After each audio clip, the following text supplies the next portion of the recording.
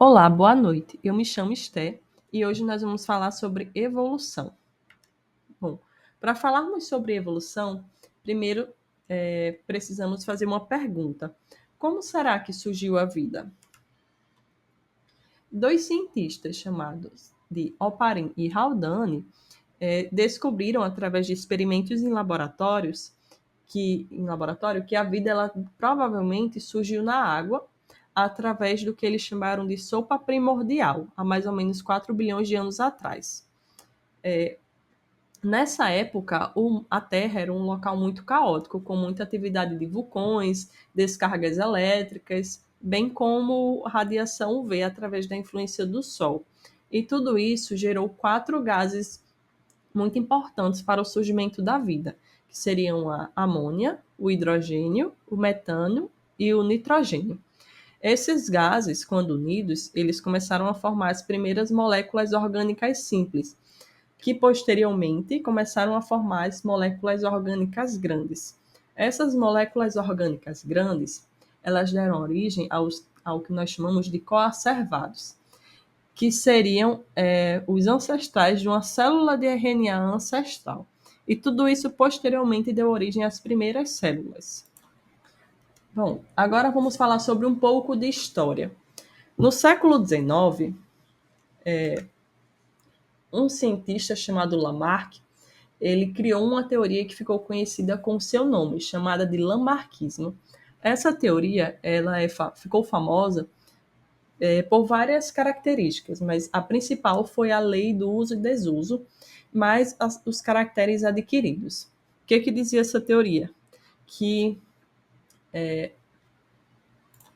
o surgimento de novas características é como se dependesse da vontade do indivíduo, do organismo, que ele chamou de volonté, certo? Por exemplo, o exemplo mais utilizado seria do crescimento do pescoço das girafas, que é ocasionado a partir do momento que as girafas querem pegar um alimento que está em um arbusto mais alto. Então, elas progressivamente esticam seu pescoço e assim o pescoço delas consegue crescer. Então, dessa forma, o crescimento do pescoço da girafa dependeria basicamente da vontade dela de querer crescer o seu pescoço para conseguir mais alimentos. Por exemplo, aqui na imagem nós vemos uma tatuagem. A ideia no caso do indivíduo é fazer uma tatuagem nele mesmo e querer que aquela marca seja passada para os seus descendentes também pode ser caracterizado dentro do lamarquismo. Sendo que essa teoria depois ela não foi mais utilizada, certo? Por quê? Bom, mais ou menos continuando no século XIX, um inglês chamado Charles Darwin, que era descendente de uma família de intelectuais. Então, desde criança, ele sempre foi fascinado pela natureza, gostava muito de colecionar besouros e foi estudar medicina, teologia e geologia. Mas ele sentia vontade na época de ser um naturalista, que naquela época eram pessoas que descreviam fenômenos ou coisas da natureza. Sendo assim, ele embarcou em uma longa viagem para conhecer e mapear a costa da América do Sul. Foi uma expedição ao redor do mundo num navio chamado Beagle. Então, durante essa expedição, o Charles Darwin ele fez toda essa rota aqui que nós podemos ver no mapa, certo? Começando aqui do ponto 1, que foi a Inglaterra, do local onde ele saiu, depois ele veio para o Brasil, Uruguai, vários outros países também.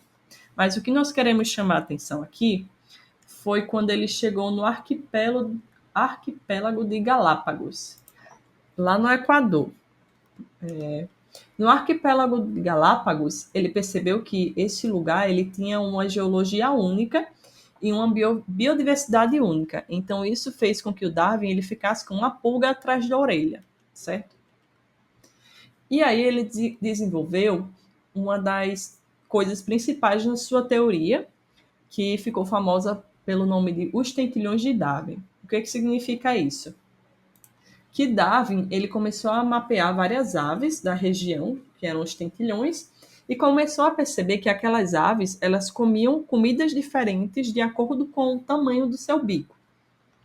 Então, por exemplo, aqui na imagem à esquerda nós podemos ver que cada ave ela tem um bico diferente e esse bico vai definir qual o tipo de comida mais adaptado para aquele animal. Por exemplo, se o bico dele é pequenininho, ele é um ave do tipo insetívoro, que se alimenta somente de insetos. Ou se ele tem um bico mais alongado, ele pode ser um ave do tipo pescador ou pato mergulhador e assim por diante. Então, Darwin percebeu que dentro daquele mesmo local, dentro de uma mesma região, poderia existir diferenças entre os organismos, no caso entre as aves, né?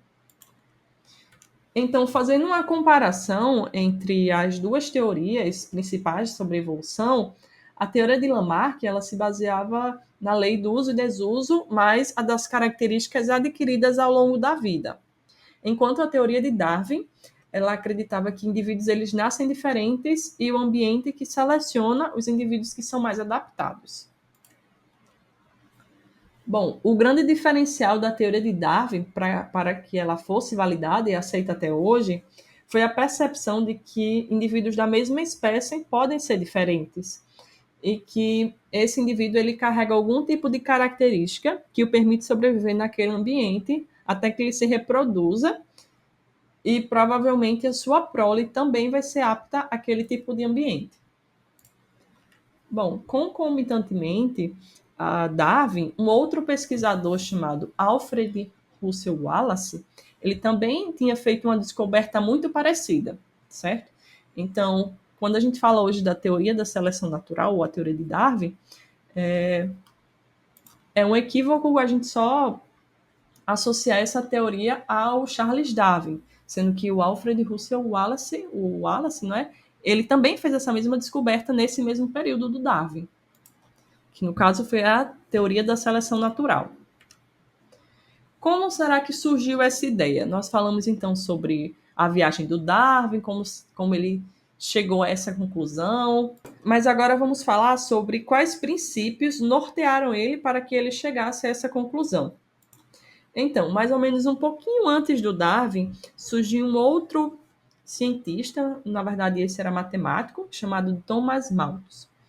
Esse cientista, esse matemático, ele escreveu um livro chamado de Ensaio sobre a População. Nessa obra, ele falava que a produção de alimentos ela crescia de forma aritmética, voltando aqui, enquanto a produção de alimento crescia de forma aritmética, enquanto o crescimento populacional ele crescia de forma alarmante. O que isso quer dizer? Que no futuro próximo não haveria comida suficiente para todas as pessoas no mundo. Então aqui nós vemos o quê? No eixo X é o tempo e o eixo Y corresponde à população e barra produção de alimento.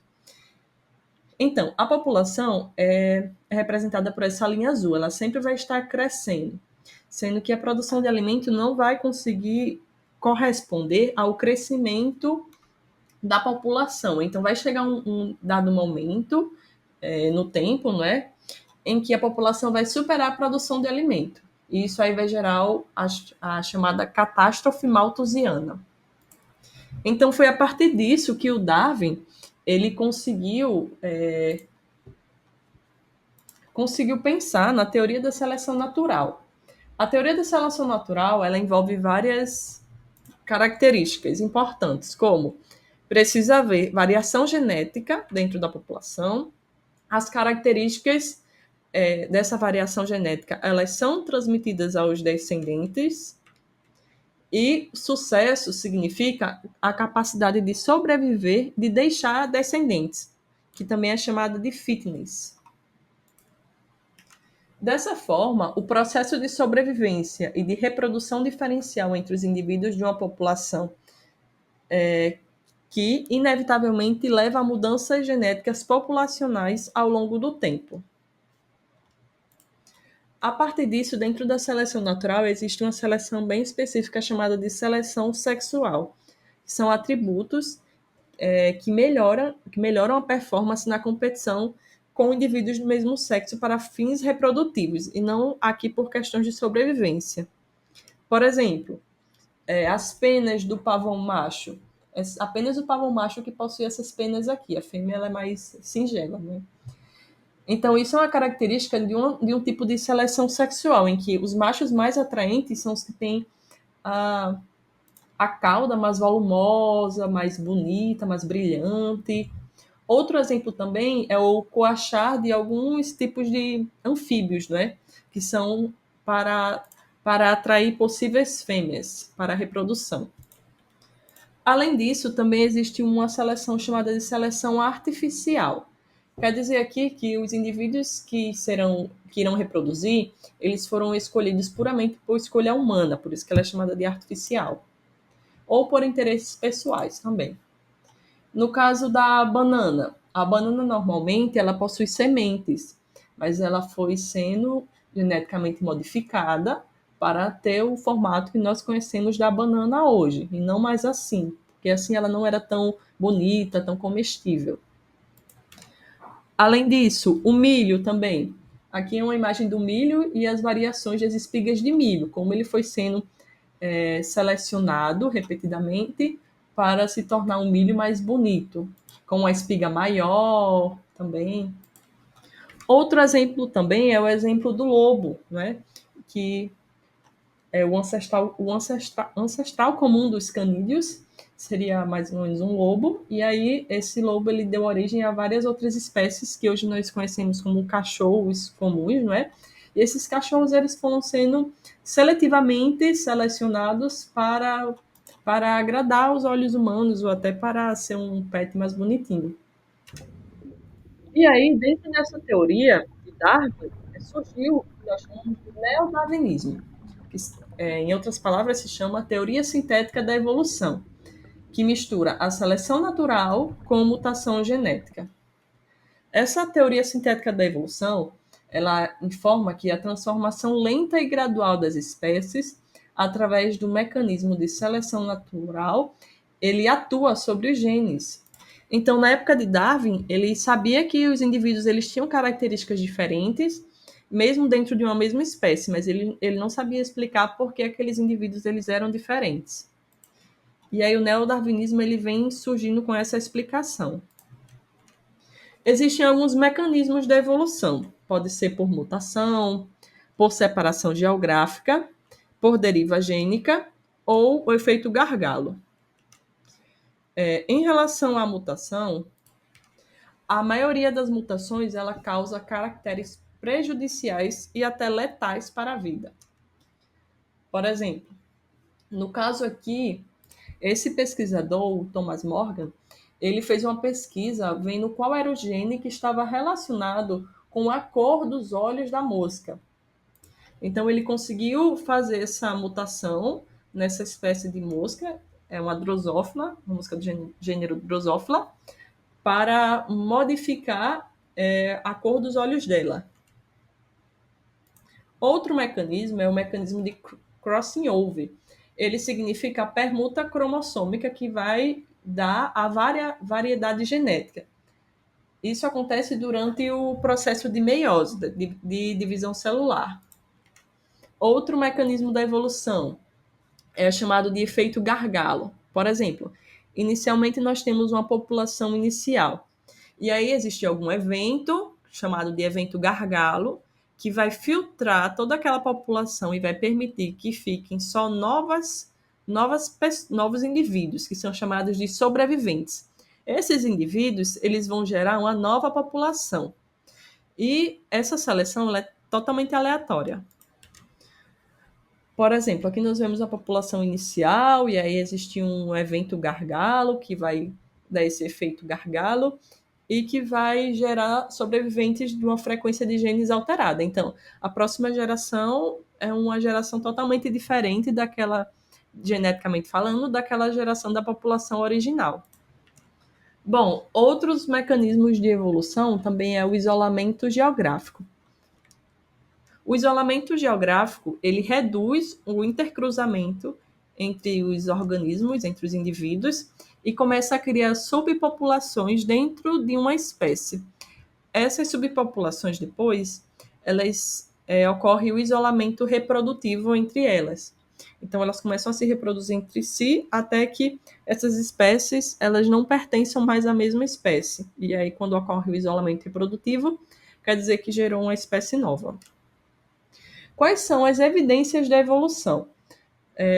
Para evidenciar o processo de evolução, existem os fósseis, as evidências moleculares, ou seja, através de um material genético similar entre os indivíduos. Pode-se dizer que eles pertencem ao mesmo táxon, ao mesmo grupo genético. Os organismos eles possuem mesmas estruturas celulares. Existem também órgãos vestigiais e a homologia e analogia. Por exemplo, em relação aos órgãos vestigiais, podemos citar o apêndice, não é? Além do que as cobras, o seu ancestral anteriormente, eles possuíam 4 patas, então elas são tendo em vista que elas pertencem ao grupo dos tetrápodes, que são animais que têm 4 membros, não é? Aqui são alguns vestígios do que seriam esses membros delas, que hoje elas não têm, então elas se rastejam. Na estrutura óssea das cobras e serpentes também é possível que a gente veja isso. Além disso, a homologia e a analogia. A homologia ela corresponde a características, a órgãos, mesmos órgãos que os indivíduos compartilham em comum. Por exemplo, aqui na imagem nós vemos a função do úmero nos organismos dos vertebrados, nos mamíferos, nas aves, certo? Seja nos mamíferos que voam, como os morcegos, ou numa pessoa, não é? Enquanto analogia corresponde a órgãos que possuem a mesma função, mas que não possuem a mesma origem embriológica nos organismos. No caso, as asas, podemos citar as asas dos insetos e as asas das aves. Esses 2 órgãos, apesar deles possuírem a mesma função que está relacionada ao voo, essa origem embriológica deles é diferente. Então, hoje nós falamos sobre epigenética. O que é que vocês sabem sobre epigenética? Epigenética é uma descoberta que mudou tudo, mudou toda a percepção, seja da evolução ou da área da genética. Por quê? Ela afirma que as mudanças na expressão gênicas que podem ser dadas e que não alteram a sequência do DNA. Como principal exemplo, temos a metilação do DNA e a modificação de histonas. Então, a epigenética, ela absorve um pouco da teoria de Lamarck aplicado na genética. Como resumo da aula de hoje, nós vimos, então, os principais conceitos de evolução, como a seleção natural, que é o mais conhecido, mas também vimos outros mecanismos, como separação geográfica, mutação, crossover e efeito gargalo. E, por fim, a gente fala um pouco sobre epigenética. Agora nós vamos fazer uma dinâmica sobre a seleção natural.